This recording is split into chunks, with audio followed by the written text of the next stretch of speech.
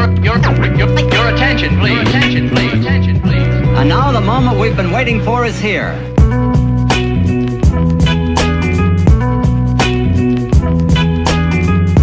Alright, well, appreciate you having me on.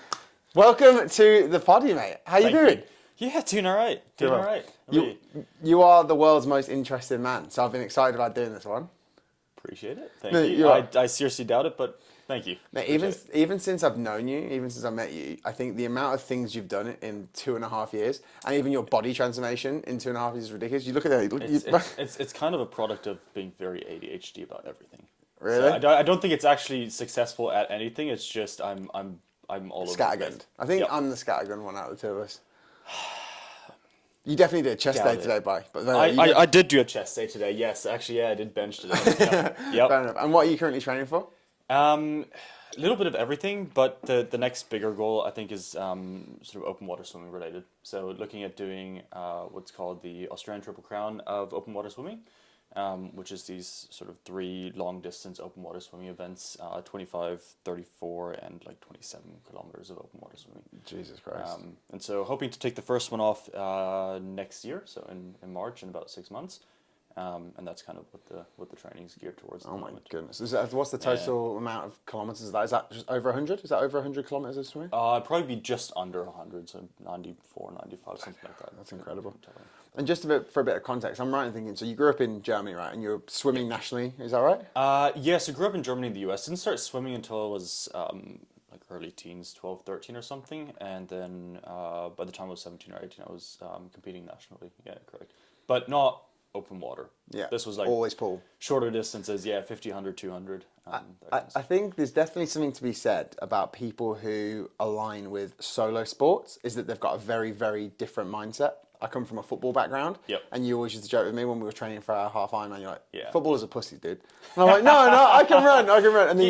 And then you meet someone who has been brought up in that solo sporting environment, especially swimming, and you guys, there's a little bit off. Yeah, you're unhinged, I'd say. Yeah, it's. I think it's because your performance on comp day or race day or whatever it is solely dependent on your performance in training.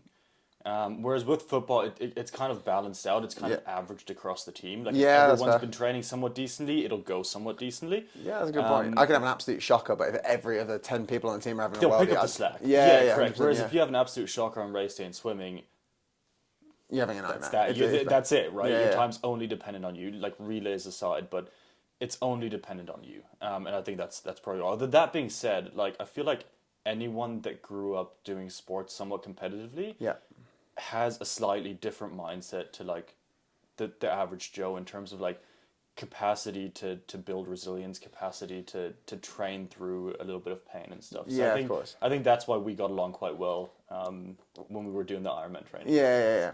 Well, I needed you. I mean, I remember. Well, first of all, let's just go into a bit of context. So you and I met at Fitness First, and I remember meeting you for the first time, and I heard your accent, and I was like, where the fuck are you from? I was listening to you talk for like 5-10 minutes. I was trying to pinpoint. I was like, you're not American, and you're not English, and you're not Canadian. I was like, where are you from? So for a bit of context, where's your accent from? It's probably the German mixed with American. It comes out Irish for some reason. I don't know why. Maybe the beard as well. When the beard's out, maybe you look a bit Irish. Except did I have that one when I moved? I can't remember. A bit of stubble, maybe. Yeah, probably. It's probably not great. It's probably not a good beard. It's German mixed with American. So truly split half and half. Born in Germany, moved to the US, moved back to the US, moved back to Germany. Mum American, dad German. Correct. So one parent's American, one parent's German. Grew up speaking both languages, and so I think over time they just it's kind of fused. They kind of fused, yeah. And then how old were you when you moved to Australia? I first moved when I was 18, back in early 2020, so like 3-4 weeks before the first COVID lockdowns. And then about 8 months later moved back to Germany because I was sick of the Melbourne lockdown. Because it was like full military lockdown. Yeah, Melbourne was pretty strict with it. Like they had a 5K radius and stuff at one point where you couldn't leave your house for more than 2 hours a day to exercise or whatever. Like it was rough. Oh my God. And so I moved back to Germany for the time being. Nice. And then came back again when I was 21. Nice. And you're studying at the University of Melbourne? Yeah, correct. So that's the initial reason why I moved to courses. Came over. To Nice, study. mate, nice. And then you and I met for a Fitness First. Yep. And you are the nicest guy I've ever met. I'll give you blow smoke if you ask you. I remember meeting Appreciate you. I'm a big Labrador, like golden retriever. I'm nice to everyone. yeah. And then I met you and I was like, oh, you and I are going to be friends. I was Yep. like, Yes. It was good. It was Yep. cool. It was cool. Real well. And I remember, so you and Alexi's been on before. You and Alexi were like, Bennett, stop being such a pussy. We're going to do a half Ironman. And I was in the middle of a football season. I was like, boys, I'm halfway through a football season. I'm knackered. I'm coaching. I have no time to do an Ironman. And you're like, stop being a pussy. You're being a pussy. And I couldn't bear the thought of one day in 6 months' time, you guys finishing a half Ironman. And you sitting there on the sidelines, zapping or whatever. It's like, I should have done it. Yeah, exactly. And then I was like, fuck it, I'll do it.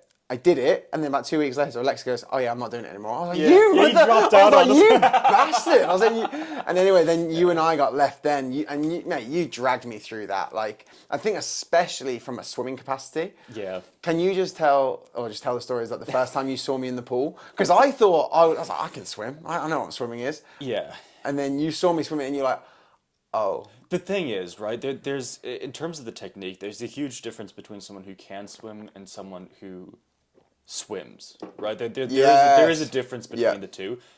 It's not super difficult to get from a point of like 0 to maybe 80% decent. Yeah. It's the last 20% that are going to be really hard. And so getting you from 0 to 80 was like super easy. Like you were really quick to pick it up. And your time on the 1.9, the half Ironman was like, it was pretty decent. Like, it was not half bad. Yeah, for someone who, bearing in mind, for someone who, I think my idea of swimming was probably being in a pool with a beer and then like making sure the hair doesn't. Yeah, well, that's scalp doesn't get wet. Yeah, no, exactly. I think for my context of like swimming would be with a beer in one hand as I'm doggy paddling. Yeah. I think then being in an open water swim and on the Ironman swim as well, it's hectic. You know, and you were really kind to me, whereas you were like, Dan, honestly, it's your first ever open water swim. Put a very slow time, so you're at the back of the wave. So I was one of the last getting into the water, which actually I'm so thankful for. Yep. Because I think if I'd gone, all right, let's try and challenge it, and I was that mid-pack, maybe that 30 to 35 minute pace of that, I think I'd have had a heart attack. Because that is just... It gets pretty rough, and the other thing is that you if you're with people that are slightly faster than you, you're tempted to try and keep up. Yeah. And then you burn out, 900,000 meters in, and then you really screw yourself for the last couple of meters. You know the first ever scene in Saving Private Ryan. You ever seen the movie? Yes. Where's that war scene? Yes. It's just, I swear Normandy Beach. Yeah. Dude, I swear on my life, right? I've ran into the water. I've been hyping myself up on the sideline. I'm in my thing, coming out the waves, and then I remember like coming up maybe 100, 200 meters into the water, and kind of like scanning around. And I remember feeling like I was in Saving Private Ryan. There was people getting dragged onto lifeboats. There was like this girl crying next to me. Yep. Her boyfriend was like, "Come on, babe, you can do it." And I remember going, "What the?" But it was actually crazy to me how many people get into long distance triathlon and probably don't have a good swimming. But I mean, I'm a okay-ish swimmer now after you. But like, I was amazed that there were worse swimmers than me on the day. I was like, oh, you've put yourself into this environment and you are not prepared for it. I mean, to be fair, you got to remember that of the entire half or even for the full Ironman, swimming takes up a disproportionately small amount of time. Right? You can get by on half-assing your swim training because it only takes up 5 to 10% of the entire time that you're doing the Ironman, right? Yes. If you put your biking on the back burner, you're struggling for 50 to 60% of the time. Yes, and actually, I think that's probably what I did. In all honesty, I feel like the biking is probably for you what needed more work than than the swimming did. I think it was complete naivety, and I'll call it arrogance. Is that I'm quite arrogant. I'm like, oh, biking, no problem. Just keep it turning. Just keep the legs turning. Right. Keep the legs turning. And I think I got in about 2.5 hours in, I was miles away. I was like, fuck this. I was like, this sucks. Your back's hurting, your legs are cramping, your hammies are tight. Yeah, my bike just did. And another thing as well, I made the rookie mistake of the bike was not a good bike. And I think that's probably the first ever experience I'd had where I saw proper professional triathlon bikes. Dude. They're like spaceships. Yeah.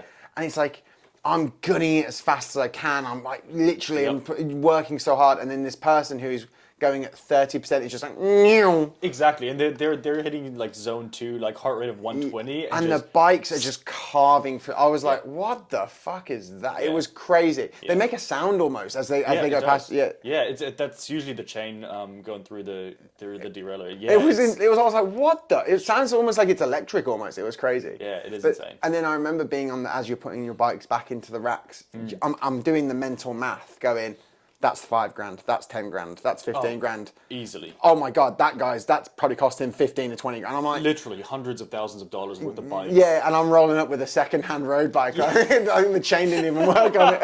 It wasn't good. Yeah, it wasn't good. Yeah, no, that was. I remember zipping by you on the bike as well because I was keeping an eye out for you to make sure that you'd made it out of the water because that was like my biggest fear was that I drown halfway. You wouldn't make it past the swim. We hadn't done very many open water swims before, and it's a very different experience to pool swimming. So I was keeping an eye out for you to see if you'd made it out at the time, and I didn't see you for like 70 kilometers. At some point I saw it, I was like, oh. Thank fuck for that. The boy made it. He made it. He didn't look happy, but he made it. Yeah. How did you do on the half then? So when you did the halves, what did you? So you were first pack for swimming. So you would have been in the first wave. Yeah, I hit like 26 minutes or something on the swim, which I was really really stoked with. I don't think I was in the first pack. I don't tend to try to. So they do it by waves, right? By times that you sign up with. So if you sign up with like you're estimating your time to be sub 30, then anyone that is signed up for sub 30 goes in that first wave, and that's still like a couple hundred people. Yeah. And so I don't tend to try to be at the very front of that pack. Yeah. Because I just can't be bothered pushing through. So I probably wasn't one of the first out of the water. Yeah. But the time was pretty solid, so I was quite chuffed with that. And how is that 26-minute? Like when you're looking at professional triathletes doing a half Ironman or a full Ironman, what time would like a really maybe top 100 finisher be doing the swimming? They'd probably shave another 3 or 4 minutes off of that, so they'd probably be sitting somewhere in the 22 to 23 minute range. Which you could do if you absolutely gunned it, you reckon? If I put a little bit more effort into my swim, so the swim training I kind of put on the back burner because I had the experience already. I was like, it'll be fine. Yeah. If I dedicated myself to swimming alone, it'd probably be fine. Yeah. Like I've done the 1500 in like 17 minutes or something, so it'd be an extra 400 meters, and I'd have 6 minutes of time. That'd be fine. Wow. It's more just that you don't want to go all out on that first leg of the race. Right? Yeah, and you blow your load. Exactly. Metaphorically speaking. It depends on how good a day you're having. You know, it's a lot of adrenaline going on there. Yeah. But then you come out, you get on the bike, and then you don't want to be absolutely cooked. Yeah. And how did you do on the bikes, the bike phase then? Yeah. So with the half, I was actually quite happy with the bike as well. So it ended up being a 2:26. That's good. Like that, just under 2.5 hours. So I was averaging around 36 kilometers an hour or something. I was really happy with that. How were you on the headwinds? Was the headwind strong on that road? I remember for me, I felt like a parachute going down that road. My elbow splayed. But for you, who was on a proper triathlon bike? Yeah. So I had the aero position going for me. I was probably, you got to remember, I was probably at that point 20 kilos lighter than you as well. Yeah, fair enough. I was probably weighing 73, 74 kilos. I was going to say, how much are you now? Because you're looking yoked. 84 and a half. So you've put on best part of nearly 10 kilos. 10 or 11 kilos, yeah. Wow. Compared to then, yeah. Wow. And you've done that with limited body fat as well. That's very lean. Like that's a lean build. You will say that. I'll go through phases, but yeah, overall probably a fairly lean build. No, so the bike felt pretty good. Yeah. Didn't find that the headwinds were too bad. It was a pretty flat course as well. Yeah. Like overall, it was really decent time. But did notice that like my back did start twinging on the last like 10-15 Ks. And do you think that's because of bike positioning? Is that how you've set the bike up, you think? Yeah, probably didn't train enough on the actual bike itself. Yeah. We did a lot of training on the indoor trainers at Fitness First, but we didn't actually spend much time on again, if I look back... Naivety, 100%, yeah. It's not even you're going, look, if I can do 3 hours on an indoor bike in my own little world, then I'll be fine on the race day. And again, it's just complete naive. But I think it was actually quite funny. It was either before the race or after, I can't remember. It was before the race. And everyone was in their wetsuits walking down to the beach. And the guy who set up his bike in the rack next to mine, he was like, how you feeling, mate? I was like, yeah, I'm feeling okay. He was like, you done many of them this year? I was like, no, this is my first one. He was like, all right, first half of the year, is it? I was like, no, this is my first triathlon ever. He went, and he kind of paused, and he went, this is your first ever triathlon? I was like, yeah, and you're doing a half Ironman. I was like, yeah. When you put it like that, it does sound a little bit crazy. Yeah, but most people do start with like Sprint or Olympic or something like that. Which, to be fair, You did another one afterwards, Yeah, right? I You did a two more. sprint I did distance two afterwards. more, and yeah. How'd that one go for you?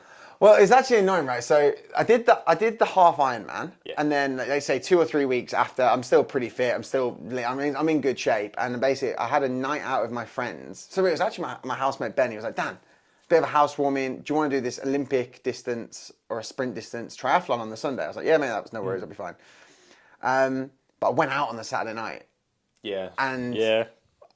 I Had a few drinks. had a fair few. I remember falling asleep at 4 a.m. on my couch.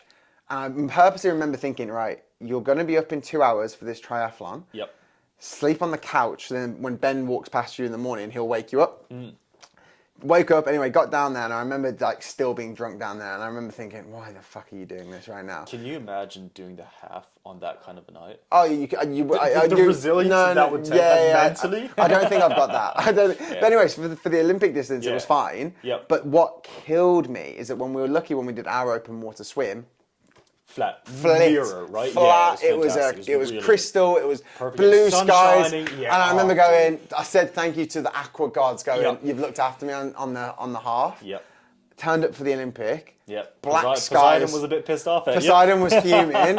Black skies, and the waves were so choppy. And it was half that. I remember thinking it was 750 meter swim, and I remember thinking about 400 meters in. I was like, I don't know if I'm going to be able to complete this. And so because as I'd come up, you'd come up for an air, boom, hit.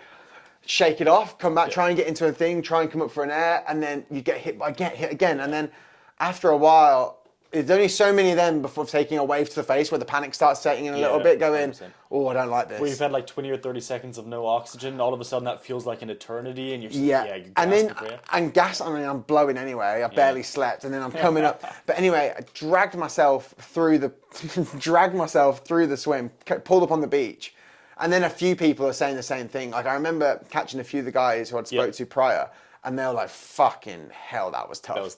That was rough." And anyway, then the bike and the swim. I think it was then a 20k bike, and I blitzed it, and then the run was fine. I think I actually pulled out. It was either a 5 or a 10k, and I remember It would have been a 5. It would have been for a sprint. Yeah, was it a sprint would have or been Olympic? It was either, I think it was 750, 20, 5. 5. That's what it was. That's a sprint distance. Yeah. So then I did the 5k, and I remember pulling a good time. Like it It was was like sub 30. oh, dude, it was like sub 22. I blitzed it. I remember like. Okay, no, that's I pretty remember, solid. I remember like I was like fully gunning it on the way. all right. But it was like that was full of adrenaline. Came back out. Well, you on- had carb loaded on beers. yeah, exactly. But yeah.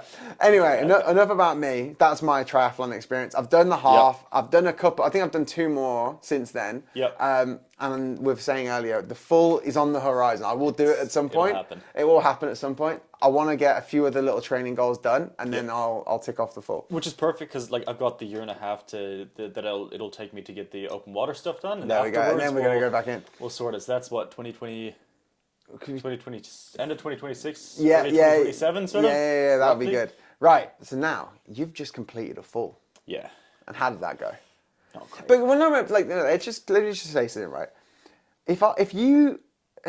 First of all, if you know anything about me, if I do a 5k, you'll know about it. It'll be Strava times. It'll be like me with my morning Instagram coffee. posts and Yeah, Facebook posts yeah. and- There'll yep. be Instagram posts. There'll be a motivational post about coming through adversity halfway. Oh you know, shit! I can already see like the Instagram, like the picture captions. They're like 20 lines of you talking shit. yeah, talking about the mental resilience to do a 5k or 10k. You go casually up to Cairns, do a full Ironman, and I didn't even know about it.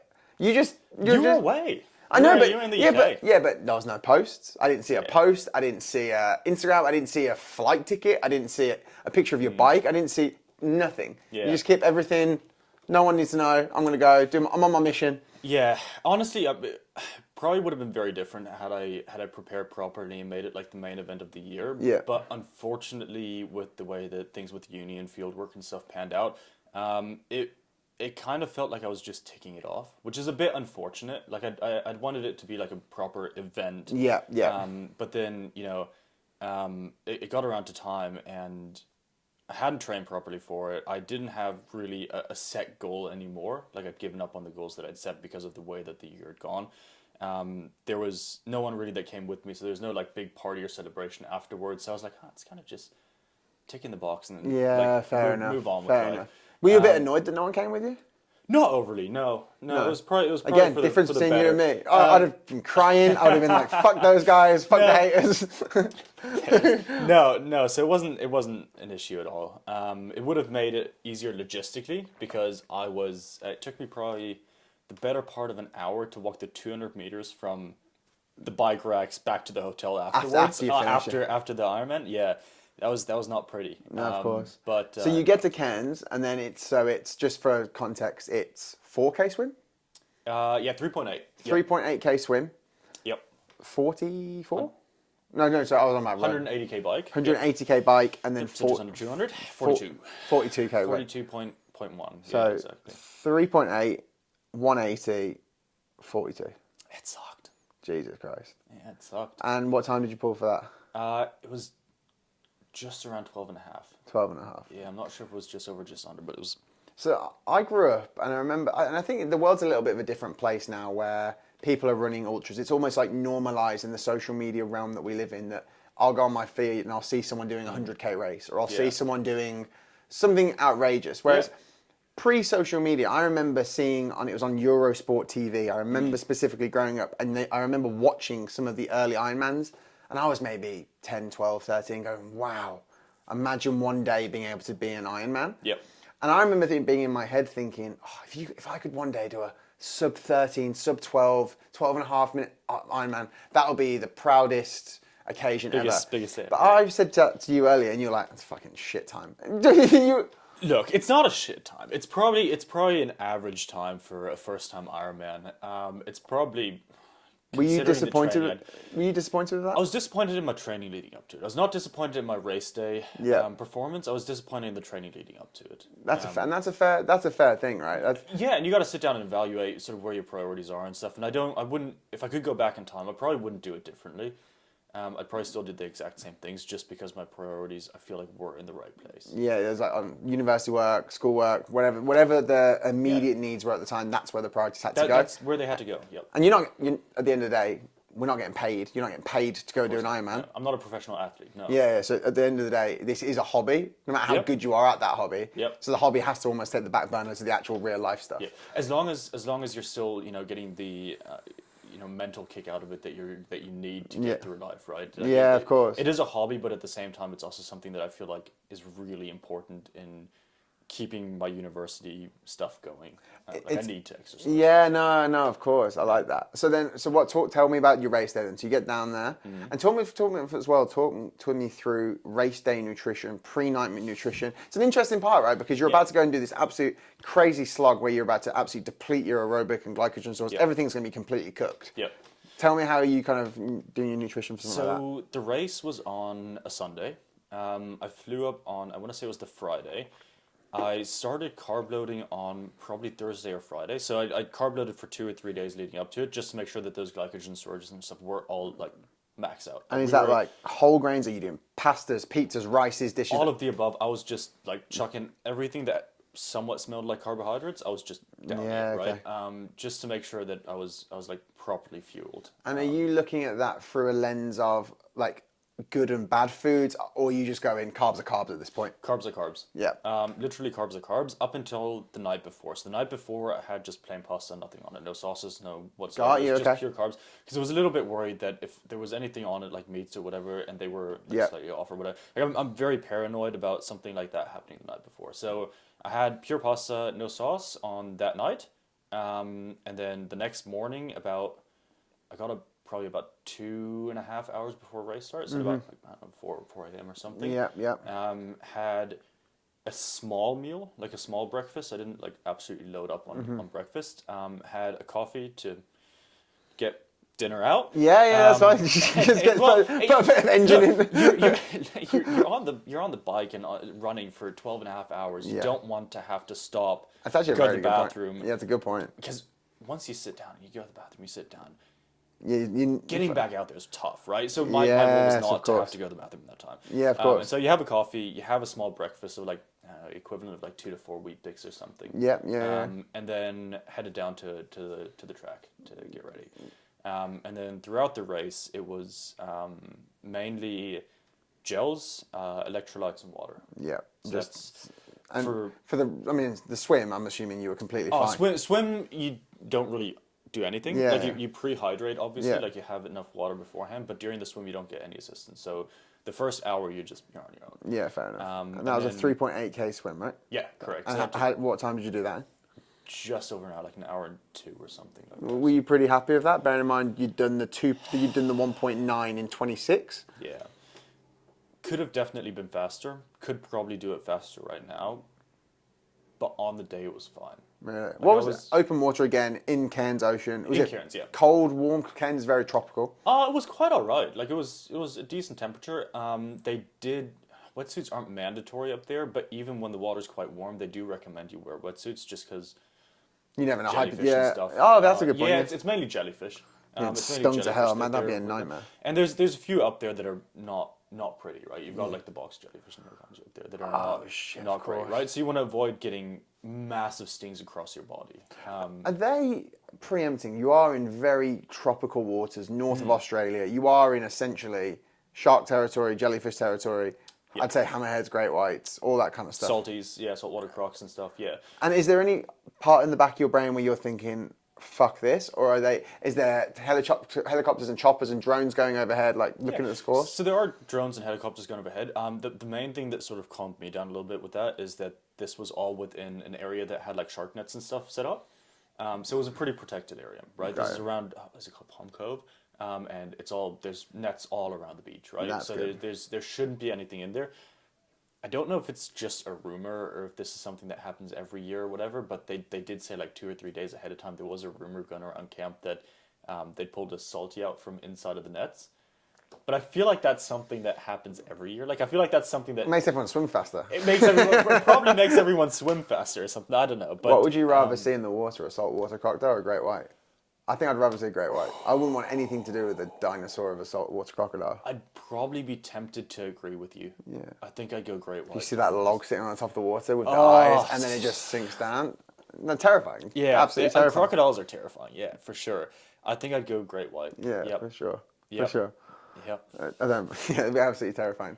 So you finish the swim Yeah. in just over an hour, right? Yeah. And then you have that transition aspect onto the bike. Yep. And then you start the 180k bike. Yeah. Monstrous. That's a monstrous bike ride. It's a big bike ride. Because like I've done some cycling training in Spain a few years ago with my cycling friend Adam, and we'll go out and do 70, 80, 90k, and I'm blowing. Like I'm not gonna lie, I'm blowing. That's a hard slog. That's a good few hours, 3 hours.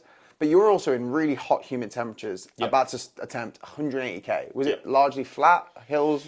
No, so temperature-wise, it was okay. Like it was probably because it was winter. It was probably around 25 degrees or something. Quite humid in the morning, but no, it wasn't flat. Unfortunately, it was like rolling hills. And there was you started in Palm Cove, and then you went up to I think it was Port Douglas, then back down to Palm Cove, back up to Port Douglas, and then down to Cairns. Oh my gosh. And between in the area between Palm Cove and Port Douglas that you went through 4 times, right? Like twice there and back. There was this one hill that you have to go over called Rex Lookout, and it sucked. Really? It was a steep or fairly steep incline for a couple hundred meters, and at the top they'd set up like a first aid and nursing station with like ambulance and stuff because because they knew that It was going to cook people. pretty regularly people get cooked up there. But yeah, it was fairly hilly, like up and down.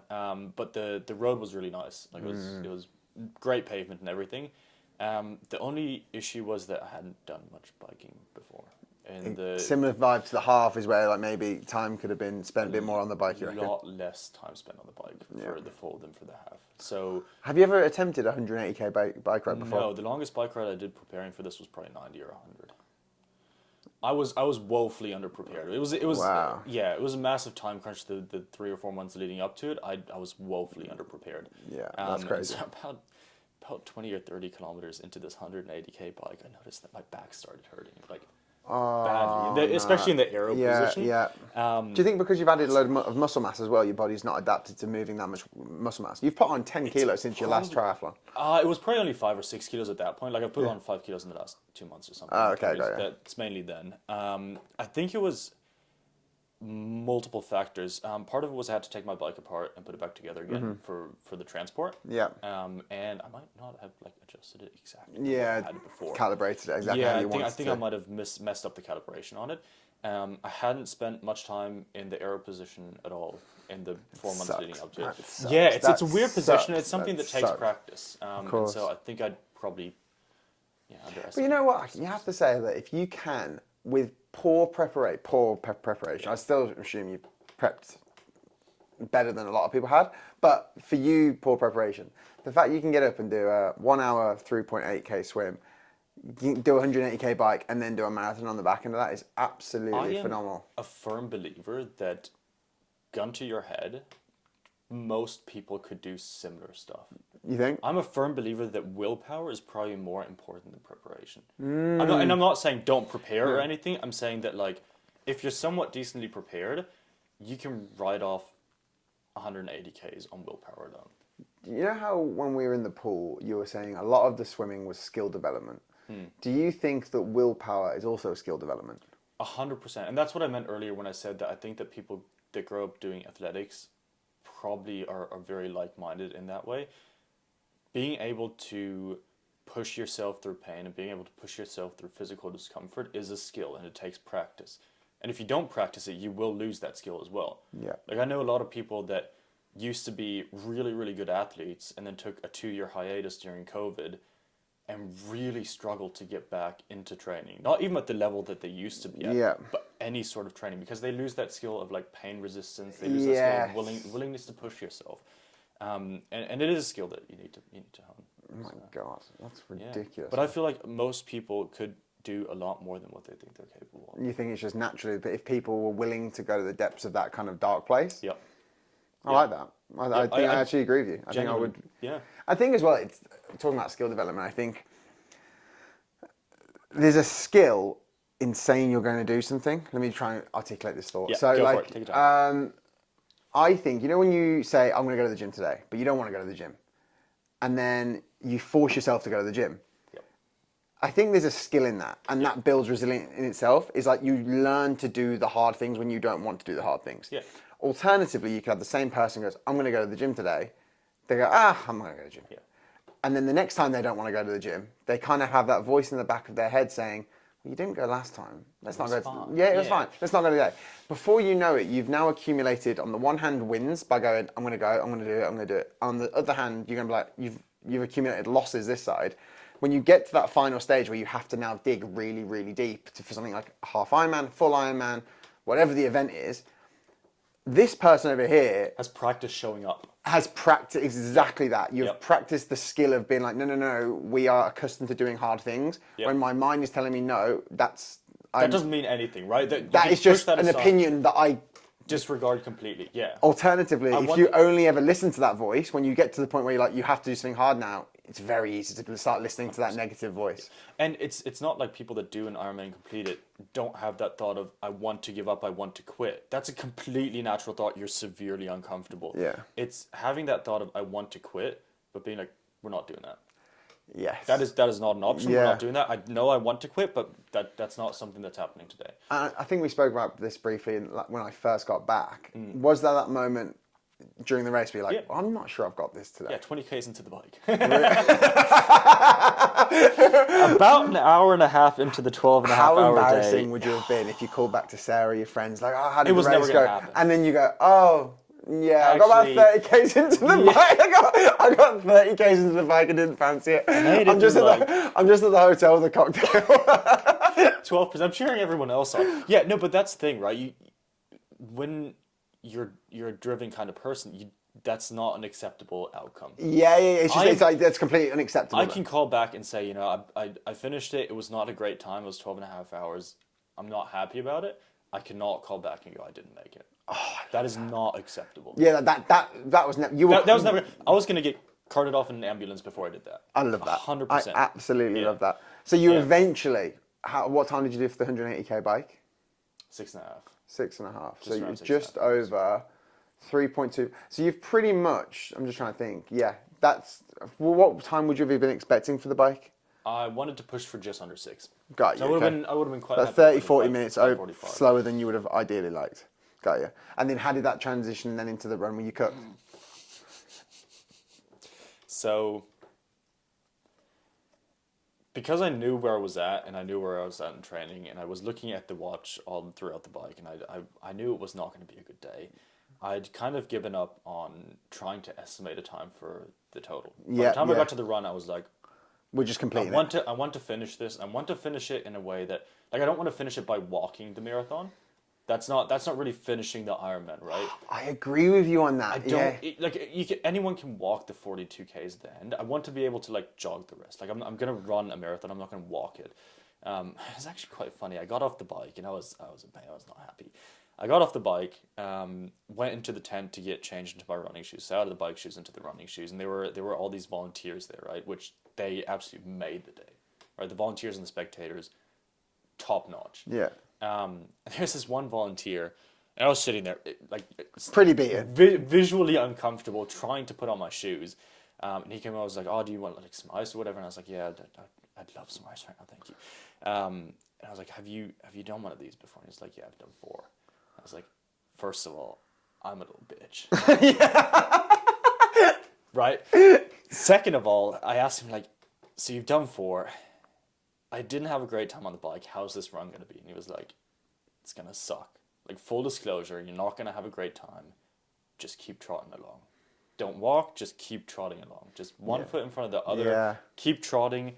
Take your time at the aid stations. Have a drink. Have a gel or whatever, and just keep trotting. Keep trotting. You'll hit a wall at. He told me I hit a wall at 26 kilometers, and he was like spot on. Right? Really? It was 26 kilometers.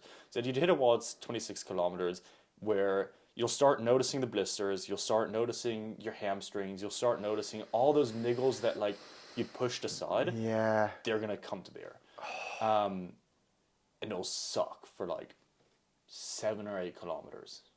Right? He said, you've got to drag yourself through that. You just gotta get from 26 kilometers to about 36 kilometers. You've just gotta make it through. And then the last 5 you kind of do on adrenaline. You're finishing at that point, right? Like when you're 5 kilometers out, you're finishing. At that point, how the course was laid out, would you have known when you're on the back 5 because you would have been heading straight back towards essentially the head campus? So the way the course was laid out, it was sort of a there and back kind of loop. And you did it 4 times. Yeah. Okay. So it was like a 10K loop. You did it 4 times, which meant that like the last. So when it got difficult was about 2.5.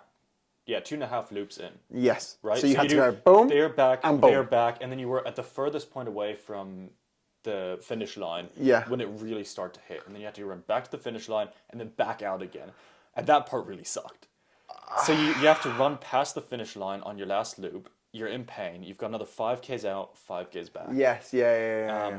But then once you get to the last turning point, you're done. We're You're running home. You're just going home. Yeah. You're finishing up the race. It's done. And how you done it at that 12.5 pace? Was there also a lot of people in that same kind of time range as you? Were like a lot of people finishing around the same time? Yeah, there were a fair few That's people good. finishing around the same time. That must be quite an exhilarating feeling. It's almost like there's a bit of camaraderie at that point. It's like, right, last 5K, let's do this. Yep. There's camaraderie with basically everyone on the track. Yeah, that's cool. Like at multiple points during the race, either I was cheering other people on or other people were cheering me on or whatever. We chatted shit while we were riding up that one stupid hill, right? Yeah. Like for some reason the hills always appealed to me. Yeah, of course. So like I'd pass someone on the hill and then he'd pass me back on the way down and we'd like Yeah. give each other props on the way there. Let's go. Let's go. Let's go.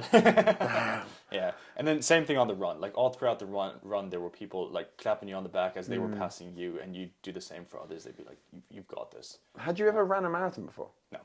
So your first ever marathon was on the back end of an Ironman? Yeah, technically I still haven't run a marathon. Yeah. Why is that? Oh, it's an Ironman. Oh, so you technically... I haven't run a standalone marathon. Oh, you haven't never ran a standalone marathon, but you ran a marathon in the Ironman. Right. Yeah, okay. Yeah. Okay. Yeah. But, and how did you do time-wise for that? Not great. You keep saying not great, but... 4 and a bit hours, I want to say. Like 4 and a... Yeah, but think about this, dude. Like most people, well, not most people, but a lot of people will do a sub 4.5 hour marathon on a training day for a marathon and be like, hey, I did sub 4.5, and they'll be buzzing with that. So you've done that on the back end of an Ironman, which is incredible. Okay, bike. Yeah. Again, probably could have been better with better training. Again, I'm not. How are your shin splints actually? Because I know that's something that you've struggled with in the past. Not great. So on the day I didn't notice it too much. On the day it was mainly the hamstrings that I noticed for some reason. Started flaring up, like cramping, or? Yeah, so on the last probably 20k of the bike, one of the quads started cramping, and that was not fun on the run. And then because that quad was cramping, I feel like I was just running unevenly or something. Yeah, hobbling. Just hobbling along. It would not have been a pretty sight to see. But yeah, I was probably noticing the thighs more than I was noticing. Yeah, the of course. Oh my god. Yeah. At one point I was running along, and my feet were pretty much wet throughout the entire marathon. Because of the swim? No, so it was from like dumping water over my head at the aid stations and stuff. It was so the ground was pretty wet, and I was just dumping water because it was hot. And so it all got into the shoes, and I got blisters, and I could tell when I could feel the blisters developing. And at one point, probably like 28 or 29 kilometers in, I felt one pop. I felt like the blood leaking between the toes. It's so disgusting. It's so uncomfortable. Well, that's one of those things with triathlon, is that there's actually some gruesome things that happen with feet and blisters and sweat rashes and Vaseline nipples and anything like that. Even just like rash from coming from the water then to a bike, to sitting on a bike for 2-3 hours and then getting just like sweat rash alone in a hot, humid environment. It's like your body's probably not even necessarily built for that, going from like different... Yeah, exactly. Yeah, no, it's not fun. The saltwater crust that you form on your skin. Yeah, of course. You're overall just extremely uncomfortable. Yeah, of course. Did you do a lot of strength training to prepare for the Iron? I did a lot of strength training because I started enjoying it. Yeah, okay. I started the strength training initially in preparation for the half Ironman because I felt like a lot of the issues I was having with my knees while running were from a lack of muscle development. So just... But basically, your whole life has been developed to swimming. There's very, very little lower body ground contact in that. So therefore, you need to build up ground contact with squats, deads, whatever that may be. That makes sense. Exactly. And that's, I think, where we started training together. Yeah, of course. Stuff as of well. Course, yeah. So that's mainly why I did it. But I do firmly believe that strength training is really, really important, even in endurance sport. 100%. I always say it's the foundation. If you're building a pyramid, it's the foundation that holds up. It's the foundation for your house of cards. I just think having a very, very good strength base in a push, a pull, a squat variation, stuff like that, build a good foundation on those basic principles, and then you can add your aerobic work on top of that. You can add 100%. Your power sprint-based work, your sporting, whatever that is, but build it on a good strength foundation first. Yep. And for the most part, and a lot of people don't do that. And I used to notice this a lot. And sorry to cut you off. No, go for it. I noticed this a lot in football, whereas people think, I'm going to be an amazing footballer because I can play football. But you're halfway through a season and they've not got the endurance to complete a season without a hamstring going or a squat without something breaking on them. I'm a bit like, the first thing you've got to do is build resilience to be able to complete a season. We can build the skill development of the football and the aerobic. But if I'm one of the only guys who can complete a season without getting injured, that's because you've done very, very little strength foundation work. And not just completing a season, but also being able to train for 2 hours properly, right? Nailing the skills that you need to get done. That takes a certain foundation. Of course, yeah. And unless you have that foundation, you're also not going to be able to develop the skills that you think are important. Of course. So yeah, I 100% agree.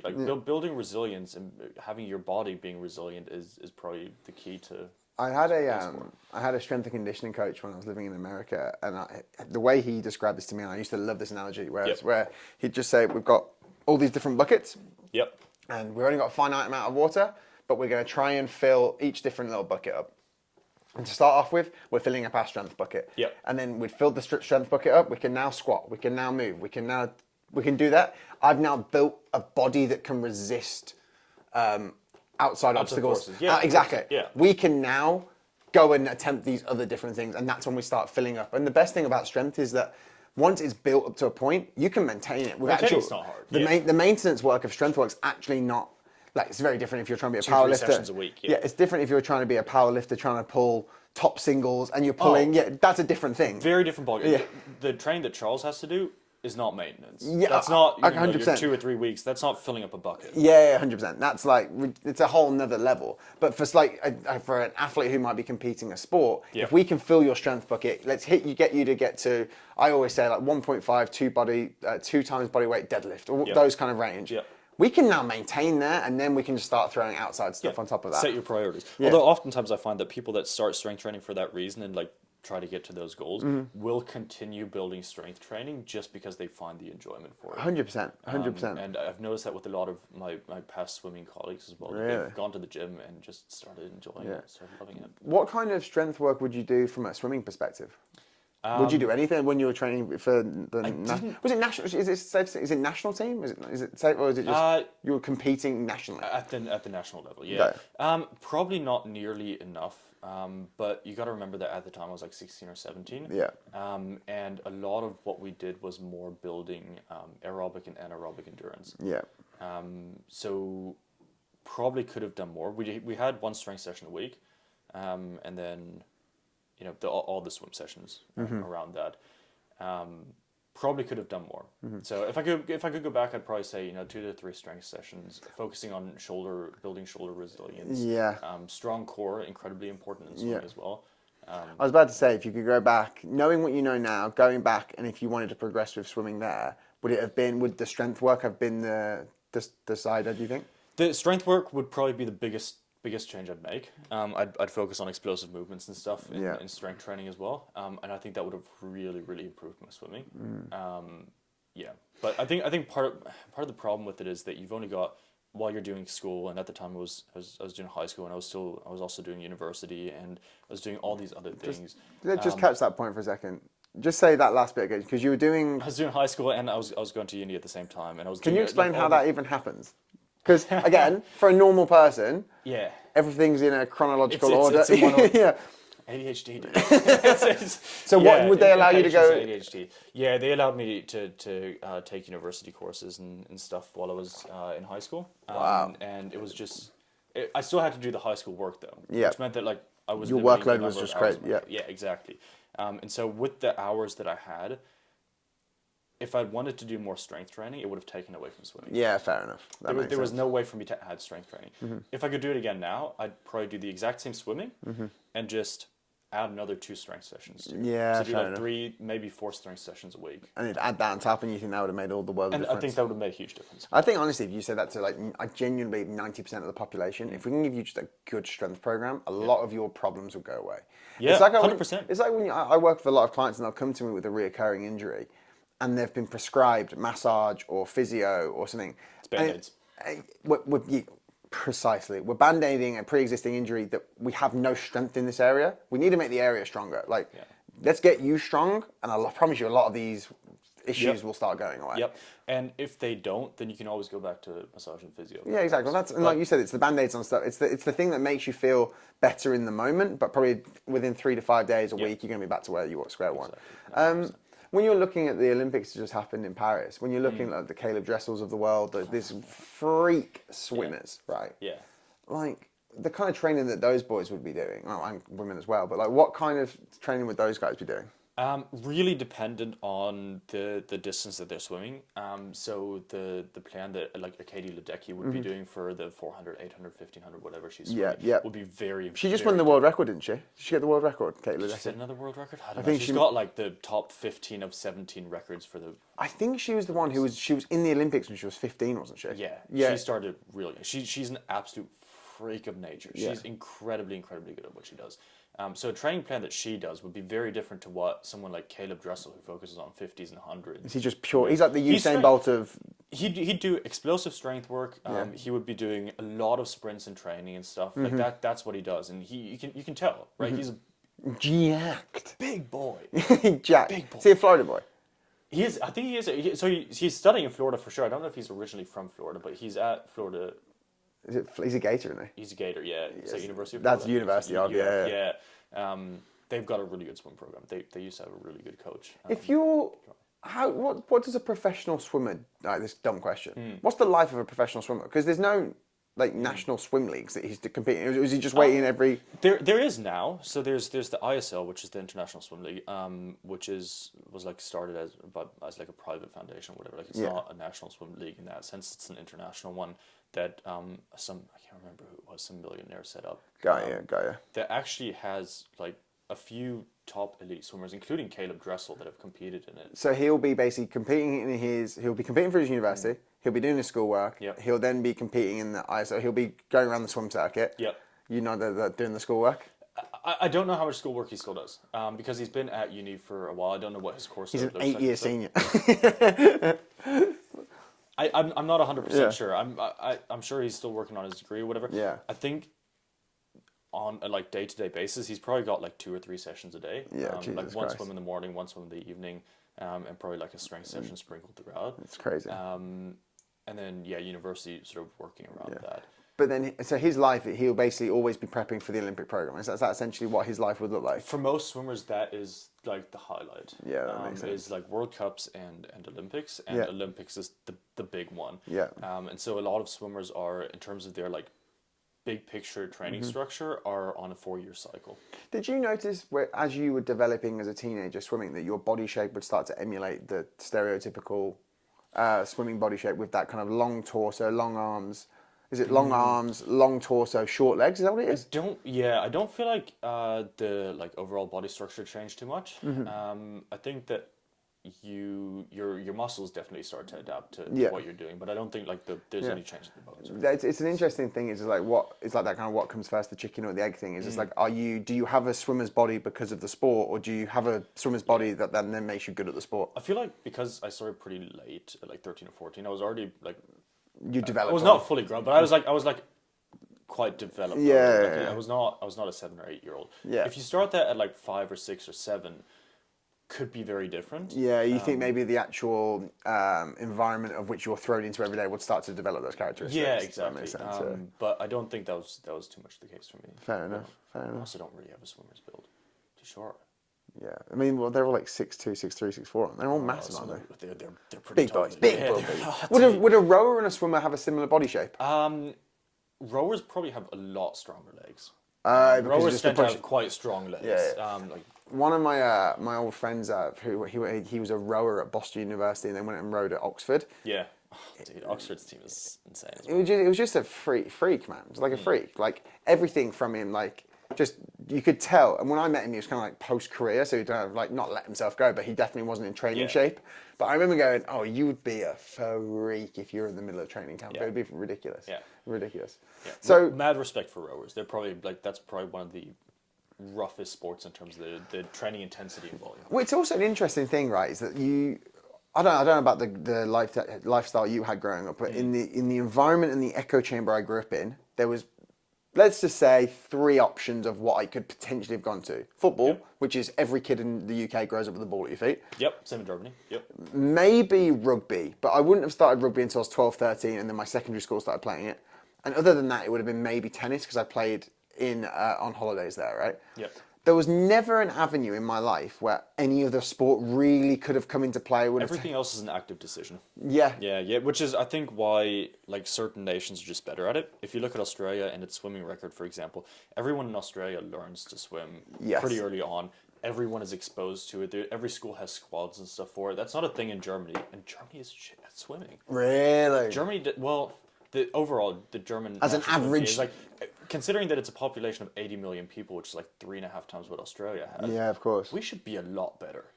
But Yeah. because Australia puts such a focus on it, and it's a natural part of every kid's environment growing up, everyone's exposed to it. It's the football of Australia. Do you think it's more? Like Yeah, the that football, makes right? sense. Do you think climate has a lot to do with that? Where climate in Australia, there's oceans, pools, Proximity to the water. and is a now big the thing. fact that the oceans, the cities of Australia line the coast, it's just a natural proximity to water. 100%. Whereas in Germany, it's almost the You've got 2 alternative. coasts, but they're shit, and no one goes there. Is that Baltic Sea? We've got the Baltic and the North Sea. Cold.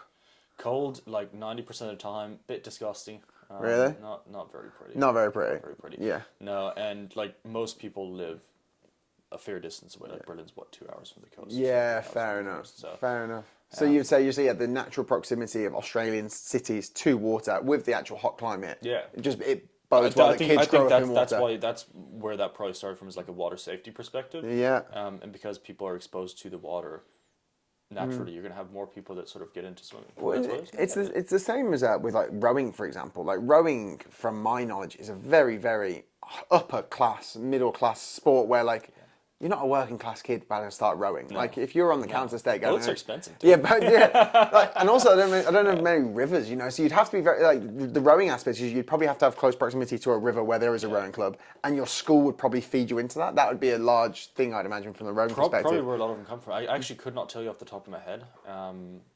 But yeah, Australia's got a few really good rowing programs as well. Really, they're quite. I bet they're good at sailing as well. Actually, could not tell you.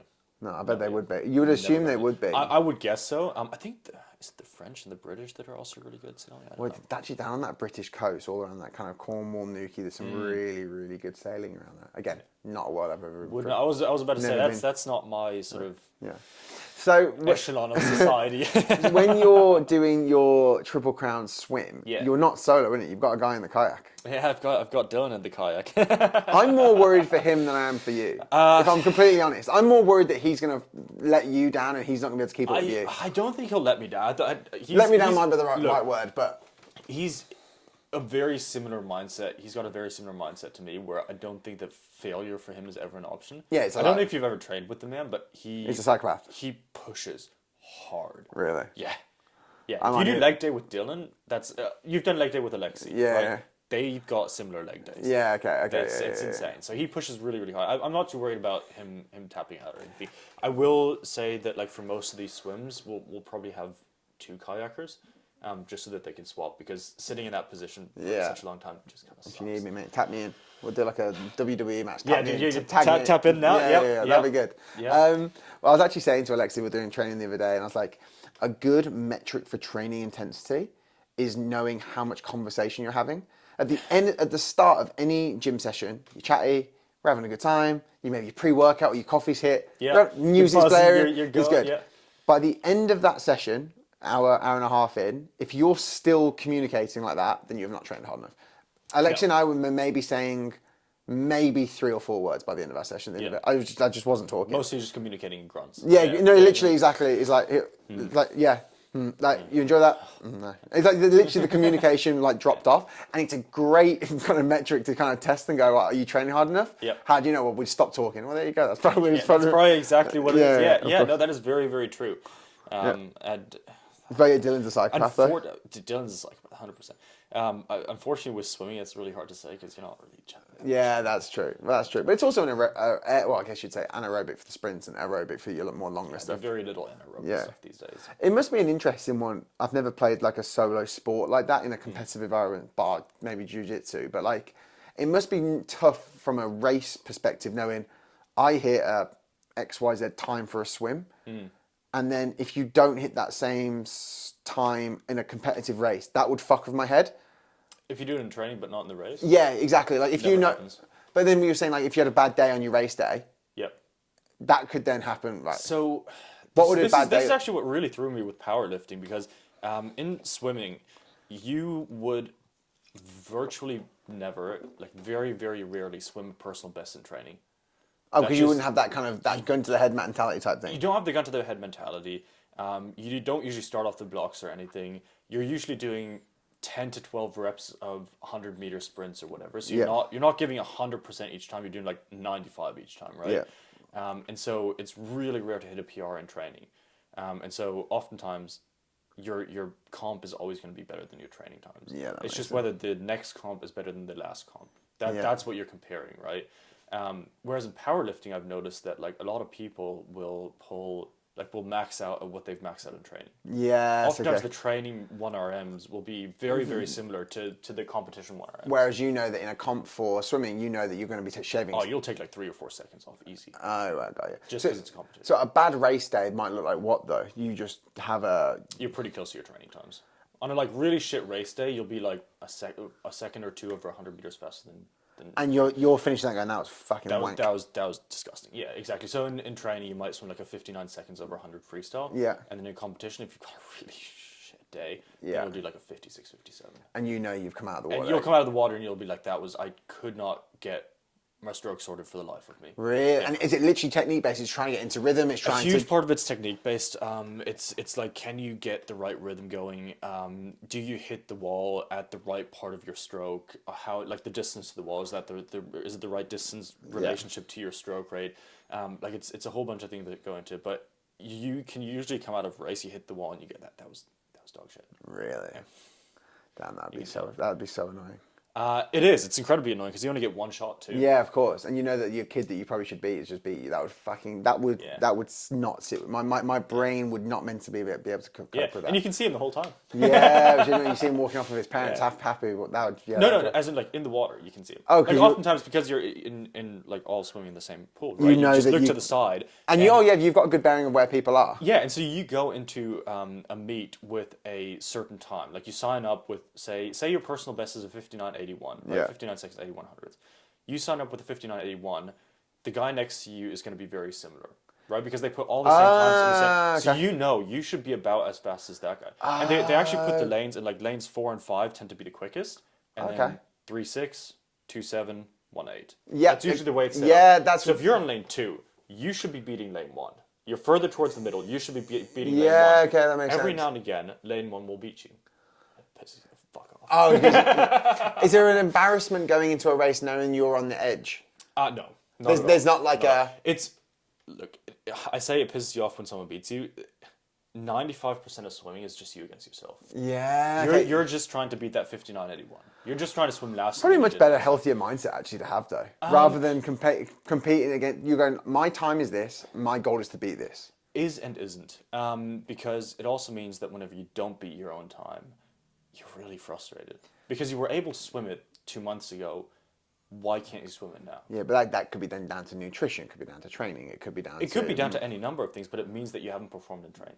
You have not been preparing well enough to do that again. Yes, that's annoying. Which means that you've gotten worse. It doesn't actually, it just means that you had a worse day. How your head in the way that your head functions in that moment, you're like, what have I screwed up? Yeah, there's a great guy that I follow called Jackson Payos. There's like a bodybuilding guy, and he always talks about like, there cannot be a past or previous version of myself who is outworking current me. Yeah. So he'll have a lift, for example, or in the gym, and he'll write down his little notebook, and he'll be like, I hit 12 reps on chest press. At this weight, Yeah, exactly. And he's like, I cannot have a previous variation of myself that is doing better than my current variation. So it's like constant improvement. And it's that kind of same kind of principle, right? Is it like, a month ago I hit this time, I cannot fathom having a second slower. It would... Or even 100th slow, because I've trained an extra 2 months. Yeah. I should be realistically, if I did my training well, I should be faster. Yeah, so it should all be getting better. That's crazy. That's crazy. And it breeds that mentality of like, instead of being process oriented, you're very much like goal oriented. Yeah. Which is, I find, overall in life, not a super healthy mindset. To be goal oriented or to be goal oriented, like purely goal oriented. I feel like that. Oh, it's so tough, isn't it? I get into this spiral a lot. The thing with goal oriented is that even when you reach your goal, you're just going to set a new one, and you're going to be miserable until you get it. And then you're going to be happy for 5 minutes, and you're going to set a new one, and you're going to be miserable until you hit it. Well, they call it gold medal depression, right? Is when you've achieved your, you're on the pedestal, or you're on the, what's it called? The little steps? I don't know. What's that called? Pedestal? Podium, yeah. When you're on the podium, it's meant to be about that moment is, you've done your training camps, you've done everything, you've achieved this thing that you've mentally set the goal of, you've set that, you've hit that. They hand you a piece of metal. They hand you a piece, and you're like, oh, is that kind of, that's it. But then that's the issue with goal oriented. Yeah, but there's also another variation of seeing that is that once you've hit the peak of one mountain, there's another mountain that's coming straight up. The peak of one mountain is the start of another mountain. Yeah, so that's which is fantastic if you love climbing mountains. But shit if you want to climb the highest mountain in the world, because it's never going to happen. There's always going to be that next mountain. That's true, very true. That's very, And if your only goal in life is to climb the highest mountain, you're never going to reach it. And that's why I feel like every time you hit a goal and you set a new one, if you're just miserable in the time leading up to when you get that goal, then it's only going to happen again. It's going to happen over and over. And you're going to hit a goal, you're going to be happy for 5 minutes, you're going to set a new goal, you're going to be miserable until you get it. And you're going to be happy for 5 minutes again. It's almost like a mental disease that you put yourself through. Not disease, it's like a mental illness that you kind of sign up for. It's like going, I'm about to be miserable, I'm going to achieve this thing, and then I'm going to be miserable again as I achieve the next thing. Until I achieve the next thing, exactly. And that's why I think that like being purely goal-oriented, probably not great. It's a tough one though, because there's obviously that intrinsic and extrinsic motivation. Intrinsically, we all are motivated to achieve X, Y, Z, but the goal is kind of sometimes extrinsic. The goal could be whatever. Like in a business context, it could be earning a certain amount of money, or it could be whatever that thing is.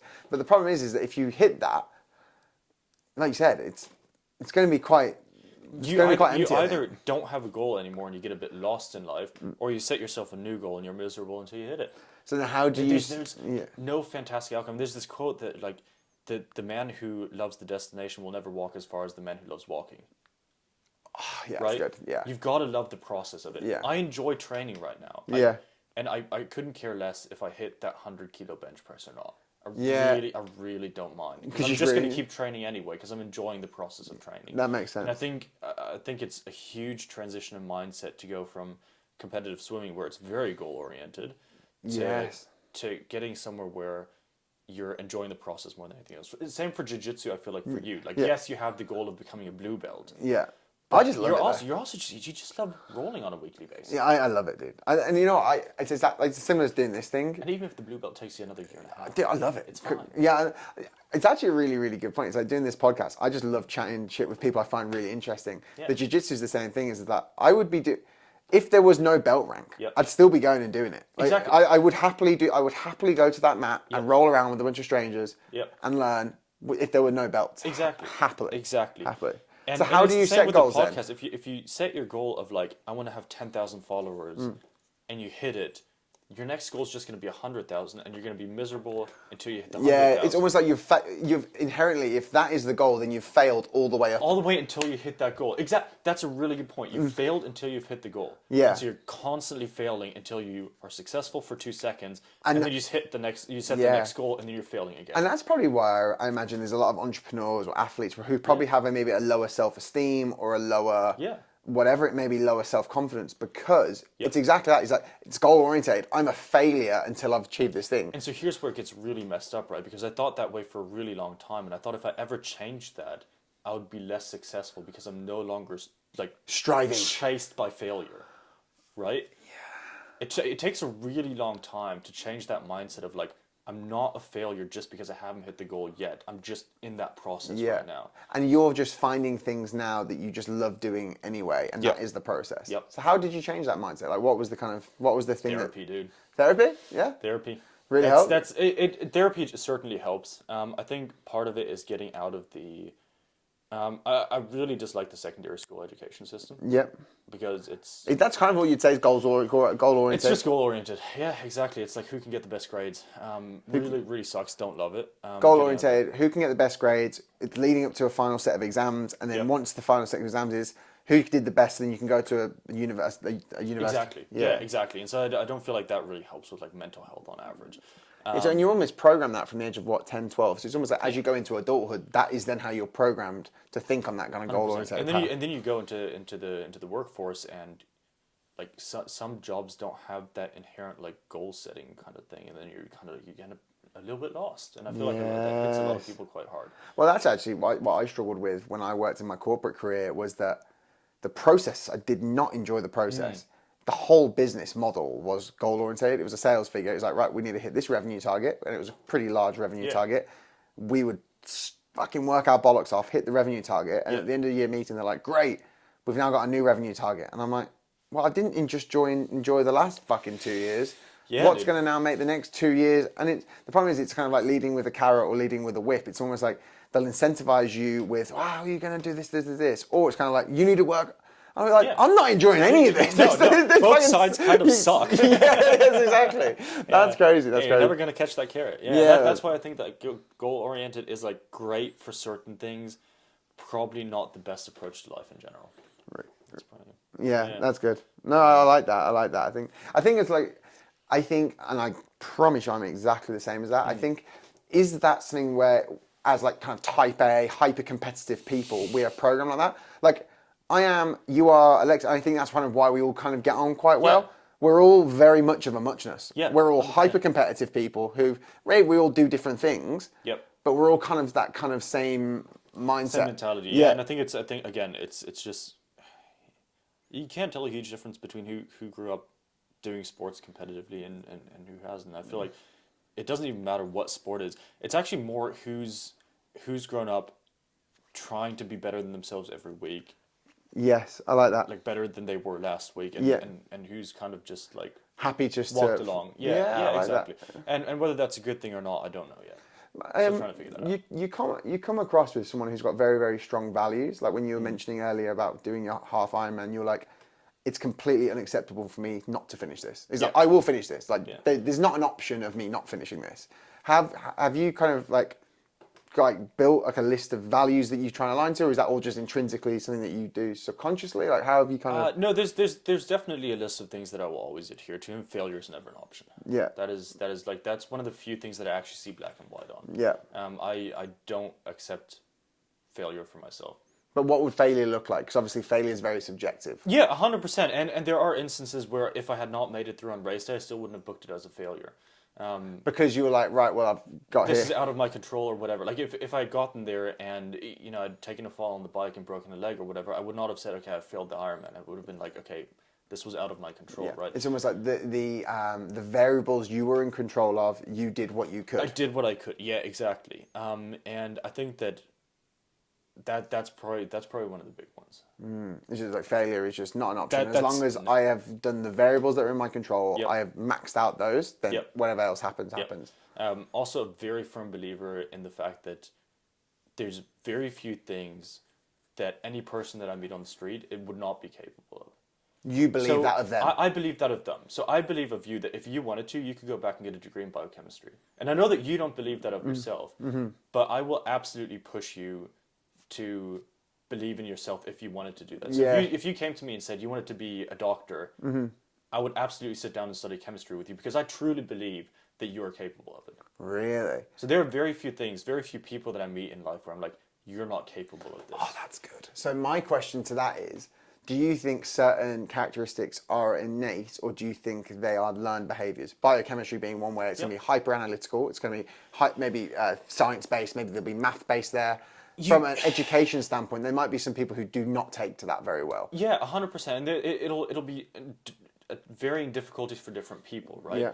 But I think that there are very few people that are inherently not capable of something that society has produced. Right? Okay, yeah, because you're saying that is a profession that society has created. It that exists. Means that Exactly. Yeah.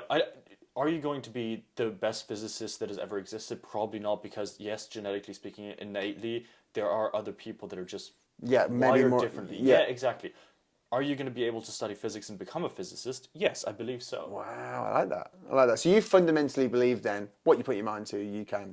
Yes, fundamentally. I like that. And what kind of gives you that? Is that just as your experience through life? You've met people, you go, there's nothing that you couldn't do if you didn't put your... Exactly, and I've seen people prove me right.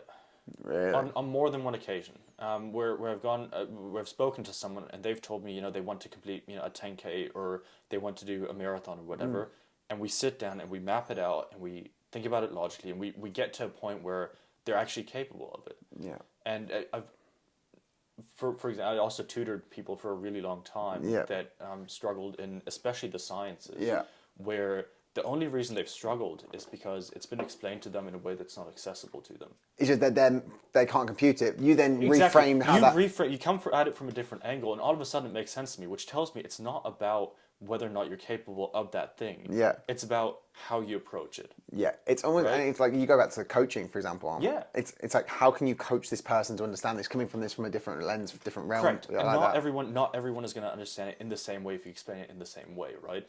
But I fundamentally believe that everyone's capable of understanding it. Yeah. It's just how do you get to that point, and how far back do you have to go to build a foundation to get there? I like that. And I think that, and again, this is probably in part of fault of the school system, but I think that a lot of people, once they've been told that they're not capable of something, will I'm accept not a math that. person. I'm not a math person. They just accept it, and so they never learn the foundations. And so at some point, someone comes along and says, "Yes, you're actually capable of math." They try to do whatever they're right. So say someone tells you in year 6 that you're not a math person, and then someone in year 12 comes up to you and goes, "No, you're capable of math." You try to do the year 12 math, you fail at it, and you're like, "No, I'm still not a math person." Well, now we actually haven't built What you need to do is you need to go back and build the foundation, and then you'd be perfectly fine with it.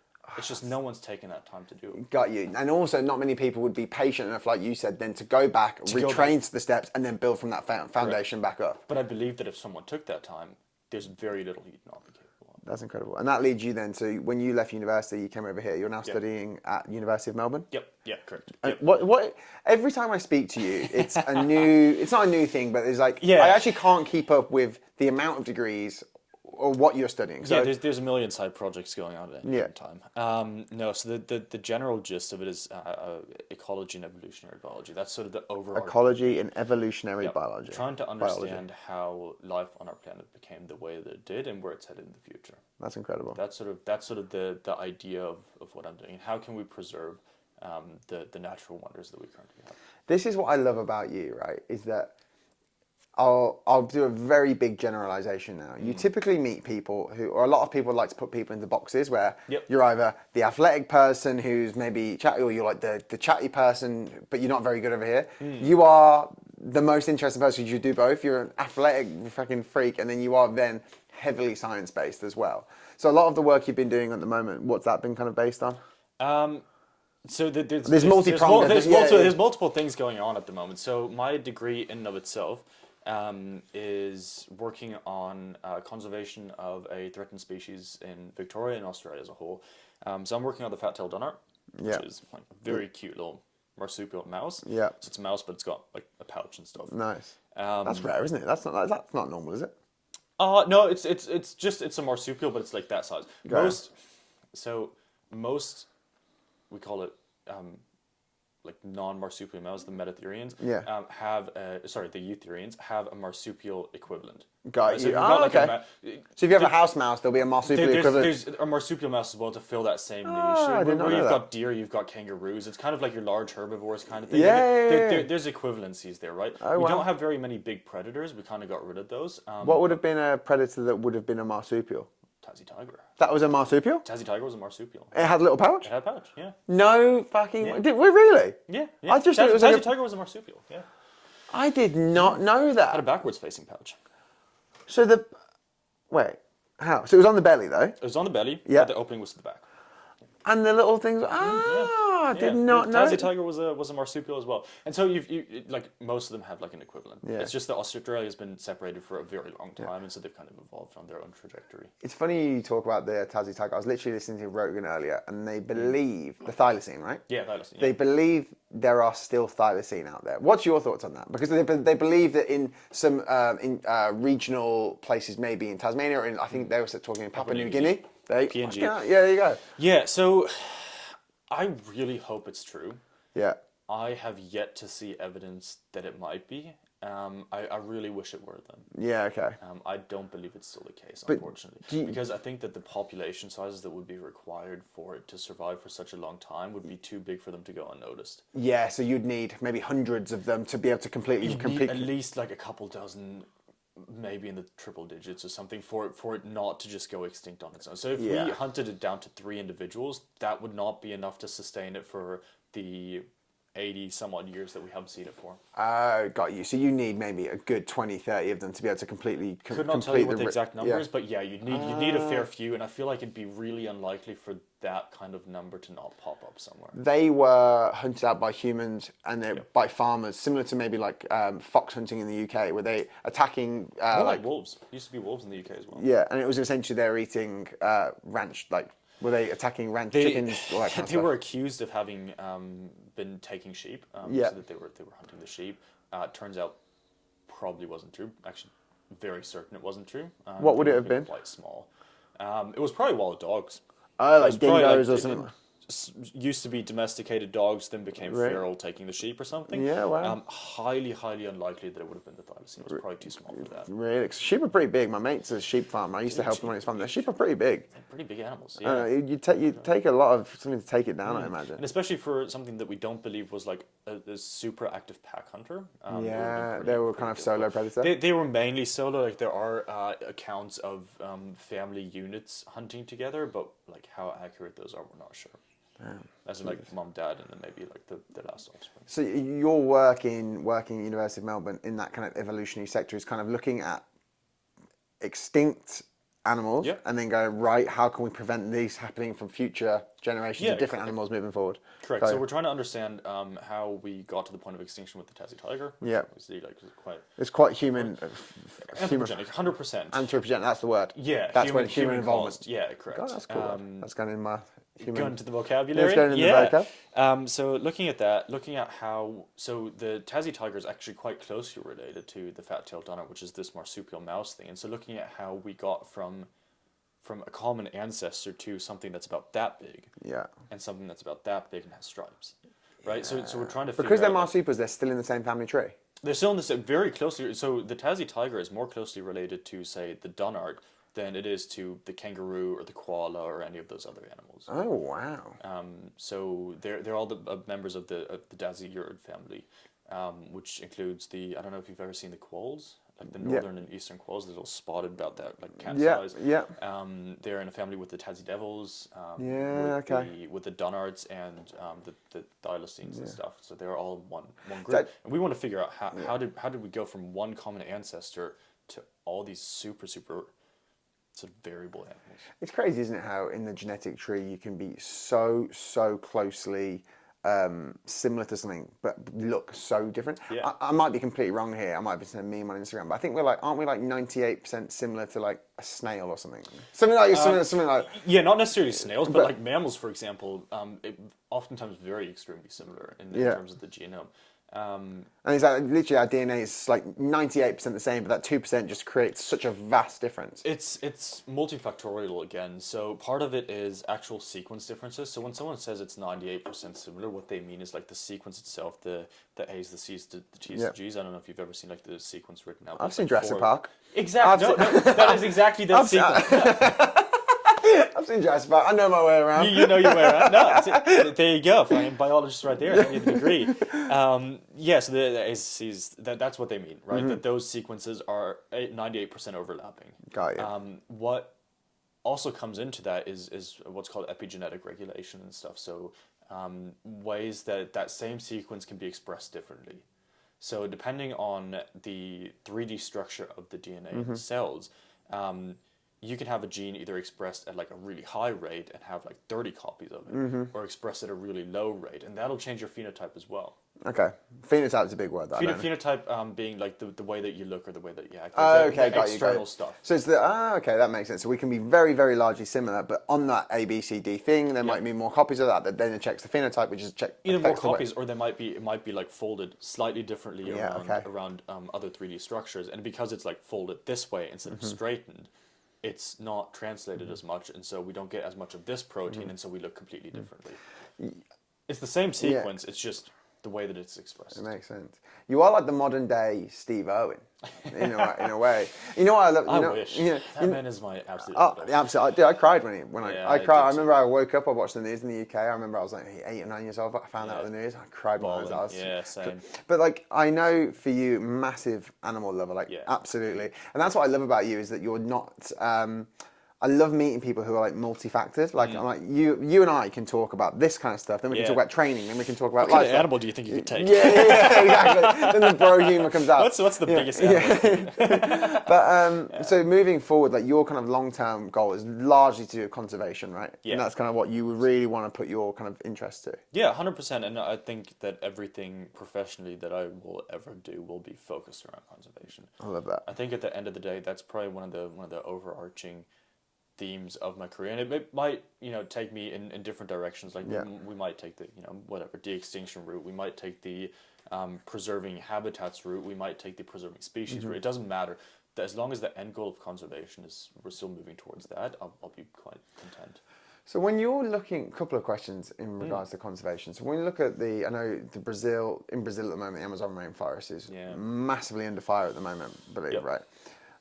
Logging company. Can you just explain that to me, right? So is it logging companies that have been paid basically to log the trees, but then that massively affects overall carbon dioxide absorption which then causes more greenhouse gases, which cause the global warming effect. Is that a fair assumption of things? Yeah. So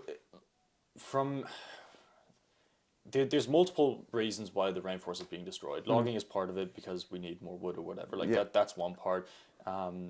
burning down the forest to create more space for farming and agriculture, to supply beef industry, to supply soy, whatnot, that kind of stuff.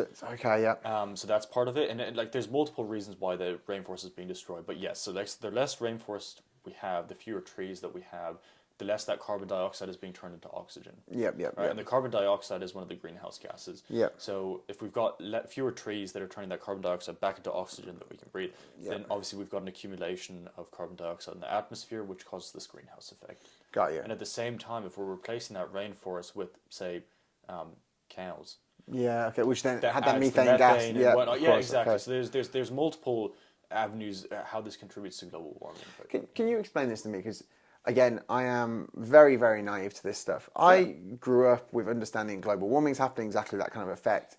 But then you hear different, this is what I don't understand. And you hear it on Rogan all the time, you hear it, I've heard Jordan Peterson talk about it.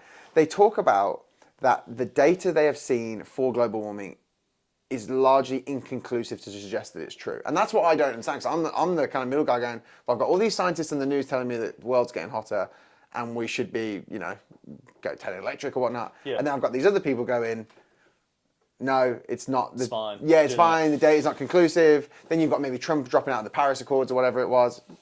The only thing I've heard from Trump in the last week or so is that they're eating the cats song. Yeah. They're eating the cats. Oh, dude, have you heard the song? No, they made a song about it. They made a song about it. You've got to listen to it. Oh, It's we'll listen to it fantastic. after. No, so I think the main issue with the whole global warming debate, and the only reason that it's still a debate, which it shouldn't be, it's based on facts, it shouldn't be a debate, is that the distance between the effect and the cause is so big that most people don't get there.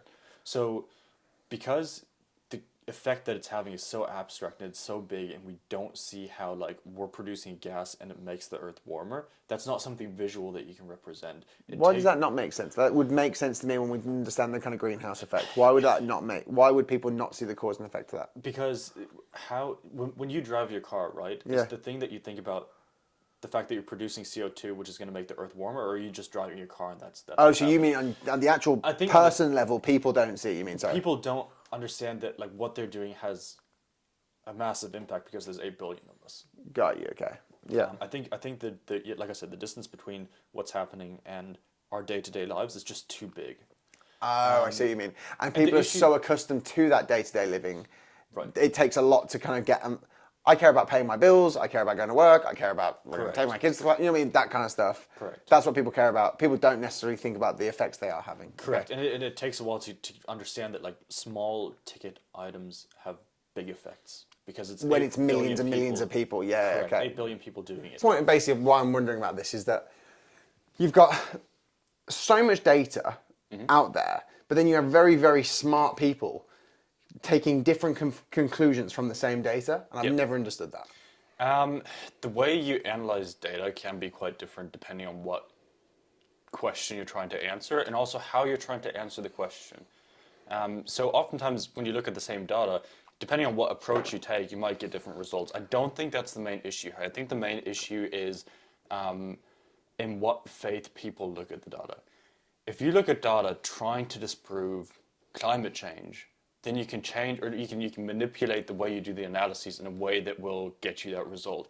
At the same time, if you look at data that may not prove climate change, but you want it to, you can also analyze it in a way that will do that for you. So scientists will have their own preemptive bias? Oh, everyone has a preemptive bias. Really? Everyone has a preemptive bias. I have a preemptive bias. But you would have assumed though that scientists of all people would have been the people coming at this from a neutral perspective going, right, what is the neutrality here that we can... Yeah, still people. Still people. With their own agendas and their own, thoughts in the back of their head that they don't publicly disclose.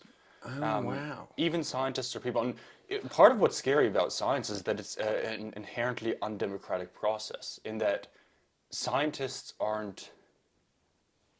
don't do things in a way that the public wants them to. Scientists just do things without there being a vote on it. Mm-hmm. And while that's like an inherent part of most professions, it does mean that oftentimes things will be published that the public may or may not be happy about.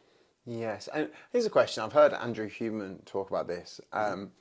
Certain labs will try and push certain data or certain results or certain biases on the basis that they know that certain results might provide them more funding Is that a thing as well where people will be fighting for funding? 100%, and it's an incredibly competitive field, especially if you're in a traditionally underfunded environment like conservation biology, for example. Is that because there's no ROI on conservation? Is almost the alternative? Is conservation's not there to make us money? Conservation's there. Well, in the short term, it costs money. Let me rephrase that. Yeah. In the short term, it costs money. In the long term, it's definitely a no-brainer. Yeah, of course. We need the ecosystem to be as intact as possible. But in the short term, it costs money. So is that funding's tight?